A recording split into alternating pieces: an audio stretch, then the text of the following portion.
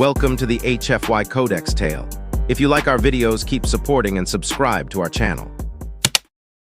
The girl behind the containment glass. The lab was cold, quiet, too quiet. Liam Blake had been on many research stations, but this one felt different. He wasn't told much. Only one thing. Do not touch the girl behind the glass. That warning played on repeat in his mind as he walked down the long silver hallway. Every door was locked, every room empty. Except one. Room A7. Two guards stood outside. They didn't speak, just stared at him as the door slid open. Inside was a round chamber, silent, glowing blue. And at the center was her. She stood still inside a thick glass cylinder. Not moving. Not blinking. Just breathing softly, as if she had been waiting a long, long time. Her skin shimmered like silver rain under the lab lights. Her hair floated around her like it didn't follow gravity. And her eyes, bright, glowing violet, never looked away from him. Liam stepped closer. The glass was thick, unbreakable, cold. But still he could feel her presence, like heat behind ice. He read the sign on the glass. EIRA classified BIOFORM. Deadly to all touch, do not engage. Is it true? Liam asked quietly. That one touch can kill. He didn't expect an answer, but she tilted her head slightly and nodded. Why? Her lips moved. He couldn't hear her, but she mouthed the words. I don't know. Later, Liam sat in the observation room, watching her through the camera feed. She hadn't moved since he left. The other researchers stayed away. Most were scared of her. Some even called her a weapon. Others said she wasn't alive at all. But Liam didn't believe that. He had seen her eyes. There was pain in them, loneliness, maybe even a little hope. One of the doctors walked in, Dr. Hess. You're wasting your time, she said. That creature is dangerous. She's killed 37 beings just by being near them. But not on purpose, Liam said. Intent doesn't matter, touch equals death. Then why is she still here? He asked. Dr. Hess frowned. Because someone thinks she's worth studying, or worse, using. She left without saying goodbye. That night, Liam returned to room A7. He wasn't supposed to be there after hours. But he couldn't stop thinking about her. He walked to the glass and sat on the floor in front of it. Ira was already watching him. Still silent. I brought something, he whispered. He pulled out a folded piece of paper from his pocket. It was a small hand-drawn picture of stars, a childlike map of constellations he used to dream about as a kid. He held it up to the glass. This is Earth's sky, he said. I thought maybe you'd like to see something that's not made of walls and wires. She didn't smile, but her eyes changed. A flicker of something warm. She reached up and placed her hand gently against the glass. Liam did the same, his palm directly across from hers. They weren't touching, but it felt like they were. He came back the next day. And the next. Sometimes he brought pictures. Sometimes music. Sometimes just himself. And each time she was waiting. On the 5th day, he found a surprise. The picture of stars he left her. Gone. In its place was a note, written in soft, curved letters. You made me smile. That's dangerous. Liam smiled. Not because he thought she was dangerous, but because he finally understood. She wasn't the monster behind the glass. She was the girl no one dared to touch. And now he wanted to be the one who did. Not out of madness. Not out of bravery. But because for the first time in her life, she looked like she wanted to be seen. The first time she smiled, Ira was waiting again. Every morning, Liam walked past the same silent guards, through the same cold hallway, and into room A7. And every morning she was there, standing inside her glass prison, unmoving until she saw him. Then her eyes softened. Just a little, but enough for him to know she had been waiting. Hi, he said, lifting a small music player. This one's called a piano. Ever heard of it? She shook her head. He pressed play. Soft music filled the quiet lab. No lyrics, just notes like falling stars. Ira blinked slowly, as if each sound touched something inside her. Then she did something unexpected. She closed her eyes and smiled. It wasn't wide. It wasn't perfect. But it was real. And it made Liam forget that there was still glass between them. That evening, he reported it in his file. Subject showed first emotional response to music, possible memory trigger, or growing trust. But he didn't write the real truth. He didn't want her to be a subject anymore. Over the next few days, Ira began to change. Her movements became slower, softer. She followed Liam's voice with her eyes. She started drawing patterns on the fogged-up glass, circles, stars, lines he didn't understand. "What are those?" he asked once. She wrote, "Dreams I never had." Meanwhile, the other scientists noticed too. Dr. Hess called Liam into her office.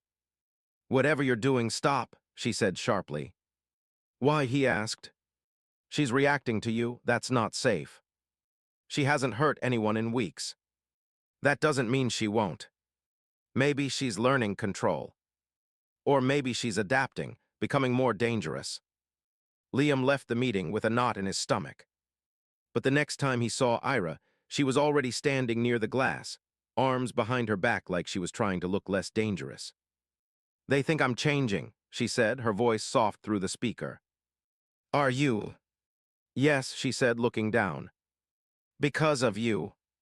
He paused. "Do you know what your smile did to me?" "Scared you?" "No," he said. "It made me wonder what else you've never been allowed to feel." She pressed her hand to the glass. He did the same. No gloves. No fear. Just two people, worlds apart, learning to stand a little closer. But that night, everything changed. Alarms blared through the station. Room A7 went into emergency lockdown. And on the floor outside the chamber was a guard, frozen pale still. His glove had been torn. Ira stood inside the chamber, hands shaking. Eyes wide. "He touched me," she whispered. "I told him not to." Liam arrived seconds later. He didn't run. He didn't flinch. He stepped in front of the armed security and shouted. She didn't attack him. "Step back, Blake," a soldier growled. She warned him. She always warns us. The commander paused. Ira was crying now. Tears rolled down her glowing cheeks like falling starlight. "I didn't want to hurt anyone," she said. "But no one listens." Liam stepped between the guns and the glass. "Then I'll listen," he said. "I'll keep listening, even if no one else does." "Why?" she asked, voice breaking. "Because you smiled," he whispered.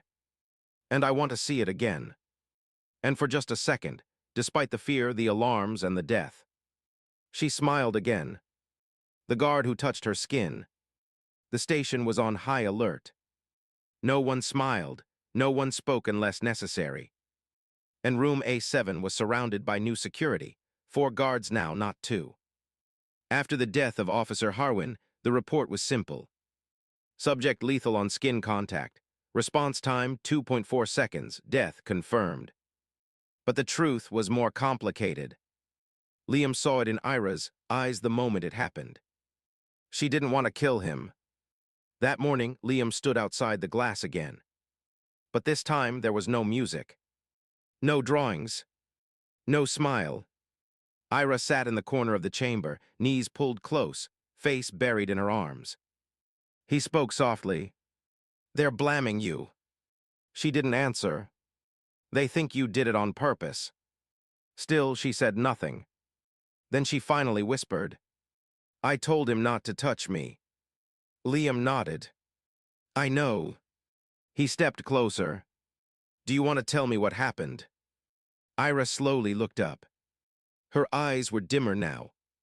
He thought I was pretending, that I was lying to stay in here. So he took off his glove, said I wouldn't dare. And I didn't move, I just stood there. Then he touched me. A tear slipped down her cheek. And he never spoke again. Later in the command chamber, Liam was called in. Dr. Hess was waiting with two military officers. "Mr. Blake, the council has reviewed the incident," she said coldly. "They believe the subject is too dangerous for peaceful research." Liam folded his arms. She warned the guard. He ignored her. That's not her fault. "Intent doesn't matter, effect does," the officer replied. "So what now?" Liam asked. "She's to be transferred to Facility 9. Liam froze. He knew that name. Facility 9 wasn't for study. It was for weapon testing. "You can't do that," he said. "She's not a weapon. She's not even aggressive." "She's not human," the officer snapped. "She's an anomaly." Liam's voice turned sharp. "She's alive, she feels, she dreams, she smiles." "And she kills," the officer snapped back. After they left, Liam returned to A7. Ira looked up when she saw him. "They're moving me, aren't they?"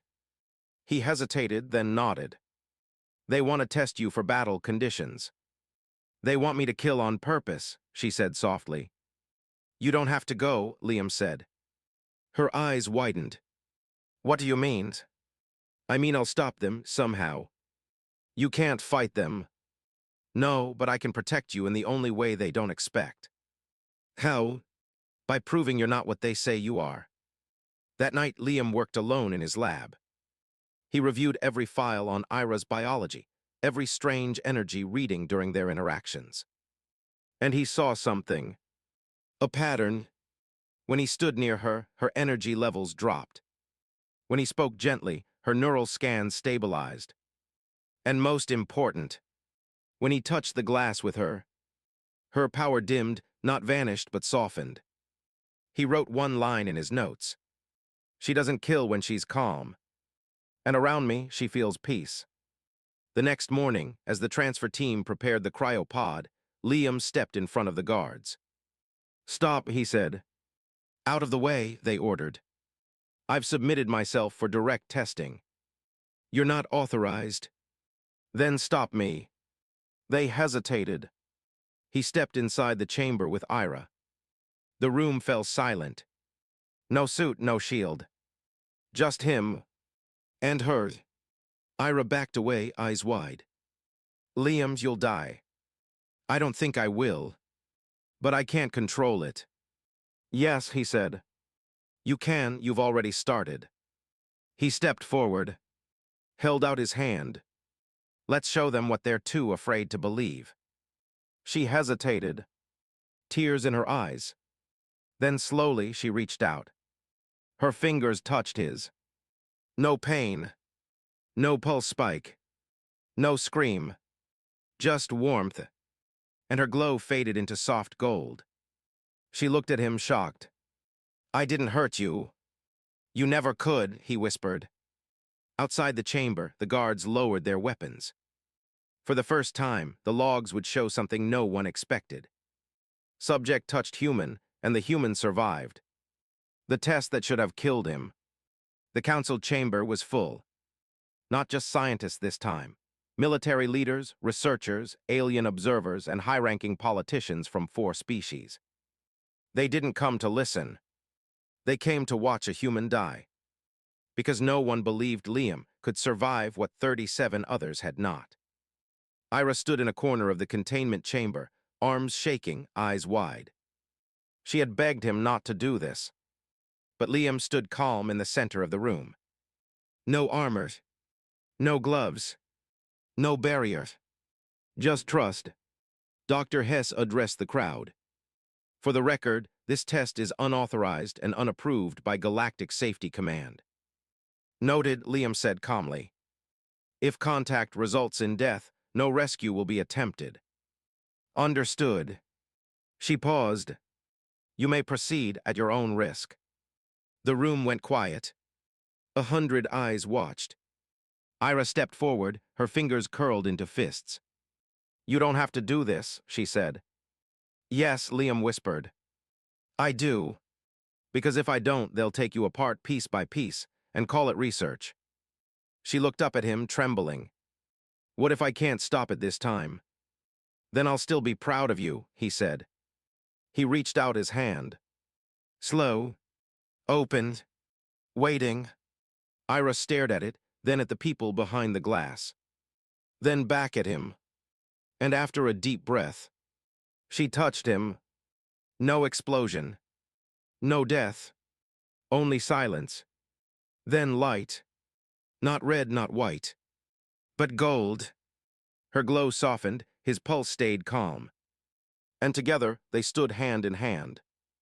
Alive. The monitors lit up. Energy readings stable. No toxins, no cell breakdown. Dr. Hess stared at the screen, frozen. Impossible. But it was. It was real. She's not a weapon, Liam said loudly, turning to the observation glass. She's not a danger. She's a person. He looked at Ira. And she was never the problem. A ripple moved through the chamber. Whispers, shuffling, disbelief. One alien general leaned to Dr. Hess. What does this mean? She shook her head. It means we've been wrong. Very, very wrong. But not everyone was pleased. A military officer slammed his fist on the table. This doesn't prove anything. Maybe it only works with him. Maybe she's still unstable. Ira flinched. Liam stepped in front of her. Then test me again, he said. Or test her with someone else, but you will not lock her up again.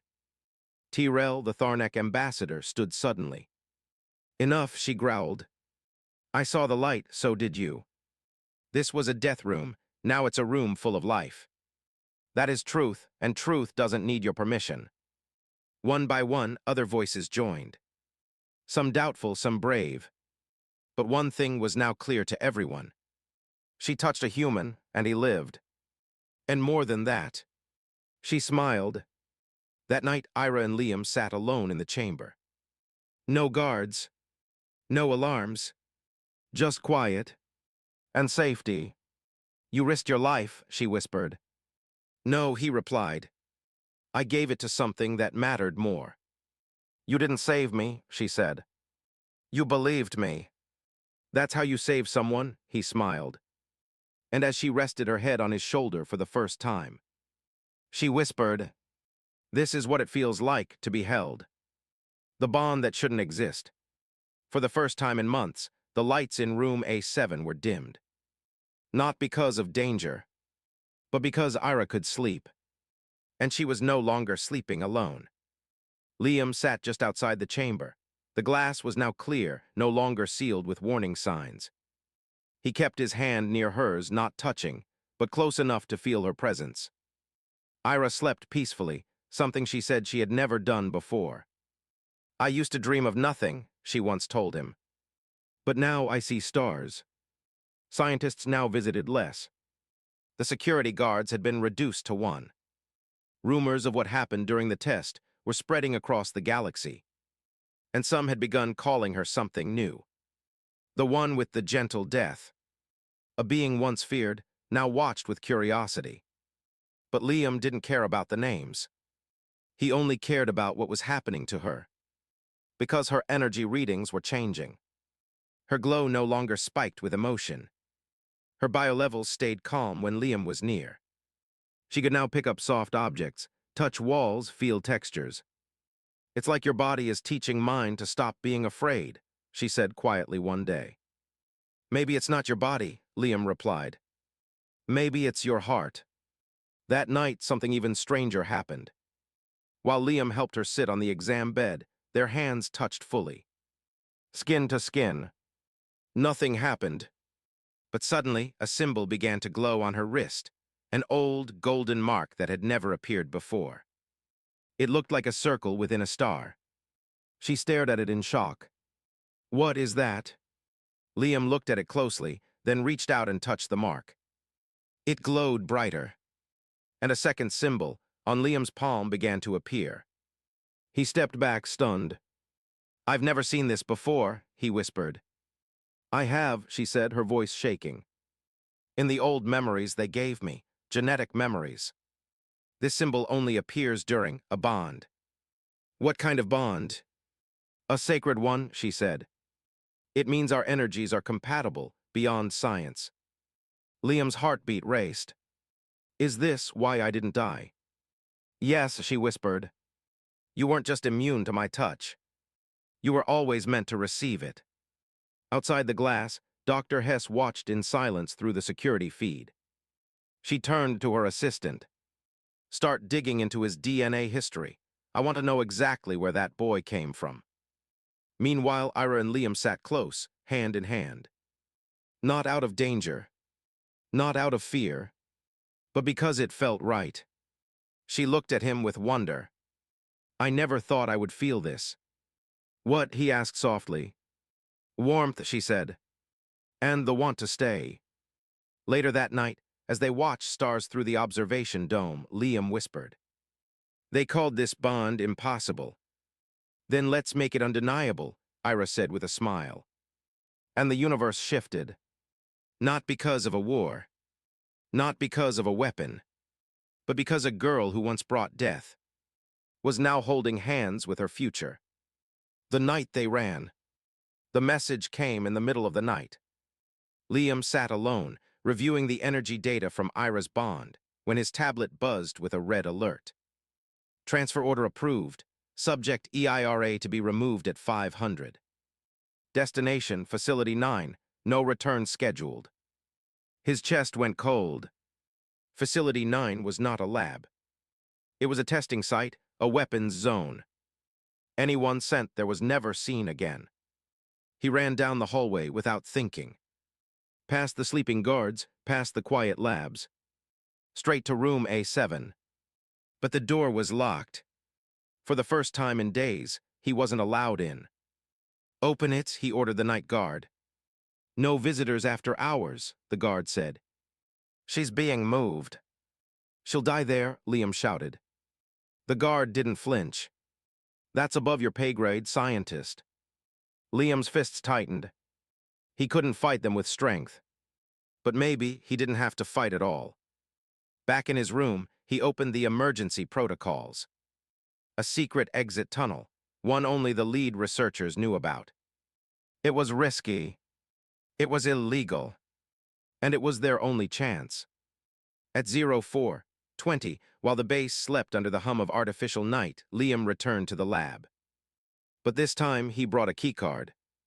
Stolen quietly. He slid it through the panel. The door clicked. Inside, Ira stood in a medical suit, silent, eyes down. 2 drones floated near her, preparing for sedation. She looked up and saw him. They're taking you, he said, breathless. Facility 9. Her eyes filled with fear. I know, she whispered. I'm getting you out. You'll be hunted. I don't care. You'll lose everything. Not everything, he said, stepping forward. Not if I still have you. He pressed his hand against hers. The bond symbols lit up instantly. The drones detected energy surge and sounded the alarm. Now Liam shouted. They ran. Down the back corridors. Through the underground hallways. The station lights turned red. Footsteps echoed behind them. Seal Section C, subject is loose, someone shouted. But Liam knew the path. He led her to the old maintenance bay, where his own shuttle sat unused. He opened the hatch, shoved supplies in, and turned to her. Get in. She froze. What if I lose control? You won't, you've already chosen not to. She stepped in. The doors sealed. The engines roared to life, just as the main security team burst into the bay. The shuttle launched, exploding into the cold, endless stars. They flew in silence. Ira sat across from him, still breathing hard. I was ready to be taken, she said softly. I had given up. I hadn't, Liam replied. And I won't ever. They landed hours later on a small moon, unclaimed space, no colonies, no records. Just mountains, caves, and starlight. And for the first time since she left her homeworld, Ira stood outside, under an open sky, with no glass between them. She turned to Liam. I've never been free. You are now, he whispered. And you. I don't care where I go, as long as I'm beside you. She stepped closer. The glow in her hands was soft now. Safe. And when she touched his cheek, he didn't flinch. Because he knew. She would never hurt him. Not anymore. Not ever. The touch that changed the galaxy. The moon was quiet. Cold winds swept through the rocks, but inside the small shelter they built it was warm. Not because of heaters, but because Ira could finally feel warmth. Real warmth, skin to skin. No more gloves, no more fear. And beside her always was Liam. Weeks passed. They grew a garden from earth seeds. They watched stars move across the sky at night. They spoke little, but felt everything. Sometimes she cried, for the lives she couldn't save. Sometimes he held her, for the life he refused to lose. Then one day the signal came. A soft beep from Liam's old communicator. Someone had found them. Should we run? Ira asked. No, Liam said. Not anymore. The ship landed gently. It wasn't military. It was scientific. Inside were ambassadors, researchers, and even one Tharnak warrior who bowed in silence when she saw Ira. They didn't come to capture her. They came to ask, "Can you show us what changed you?" And she did. She let them see the bond mark. She let them run scans as she touched Liam's hand. No harm, no surge, only peace. And slowly the truth became known. Across galaxies, people began to talk. She was created to destroy, but she chose to feel. He was ordinary, but he chose to believe. And everywhere that story was told, on stations, on moons, in the hearts of frightened children, the fear of the deadly girl began to fade. And in its place grew a legend. Of a touch that healed, Ira became something new, not a subject, not a weapon. She became a symbol of choice, of change, of a quiet, impossible love that defied science, fear, and fate. Liam never left her side, even as others came to study, to ask questions, to beg for answers.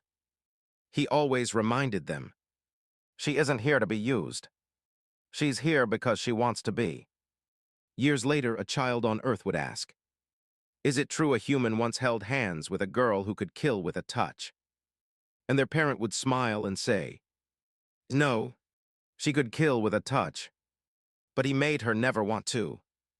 And in the center of that forgotten moon, two souls still sat beneath the stars, not as miracles, not as myths, but as a man and a woman who once rewrote the meaning of fear with a single gentle touch. The end.